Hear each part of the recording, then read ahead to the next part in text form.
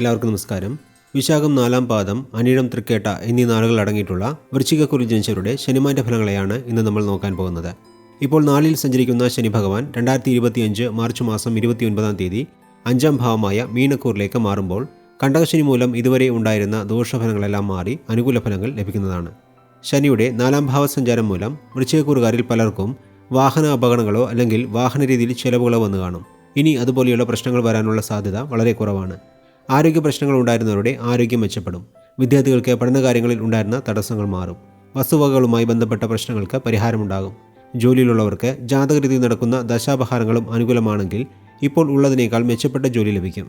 കലാപരമായ കഴിവുകളുള്ളവർക്ക് കഴിവുകളെ പ്രകടിപ്പിക്കാൻ നിരവധി അവസരങ്ങൾ ലഭിക്കും. ചിലർക്ക് അപ്രതീക്ഷിത ധനലാഭമുണ്ടാകും.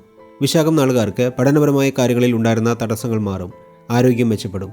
തടസ്സപ്പെട്ടിരുന്ന പ്രമോഷനും സ്ഥലം മാറ്റവും ലഭിക്കും. അനിഴം നാളുകാർക്ക് വിദ്യാഗുണവും കീർത്തിയും ഉണ്ടാകും.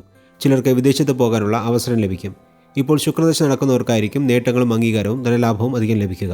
തൃക്കേട്ട നാൾ ജനിച്ചവർക്ക് നന്നായി പഠിക്കാനും നിറയെ അറിവുകൾ നേടാനും സാധിക്കും. പുതിയ വീട് വാങ്ങാനോ അല്ലെങ്കിൽ പഴയ വീട്ടിൽ അറ്റകുറ്റപ്പണികൾ നടത്തി പുതുക്കി പണിയാനോ യോഗമുണ്ടാകും. രാഷ്ട്രീയ രംഗത്ത് പ്രവർത്തിക്കുന്നവർക്ക് പേരും പ്രശസ്തിയും അധികരിക്കും. മൊത്തത്തിൽ നോക്കുമ്പോൾ വരാൻ പോകുന്ന ശനിമാറ്റം വൃശ്ചികക്കുറുകാർക്ക് അനുകൂല ഫലങ്ങളെ നൽകുന്നതാണ് എന്ന് പറഞ്ഞുകൊണ്ട് വൃശ്ചികക്കുറി ജനിച്ചവരുടെ ശനിമാറ്റ ഫലങ്ങളെ ഇവിടെ നിർത്തുന്നു. അടുത്ത വീഡിയോയിൽ ധനുക്കുറി ജനിച്ചവരുടെ ഫലങ്ങളെ നോക്കാം. അതുവരെ എല്ലാവർക്കും നന്ദി, നമസ്കാരം.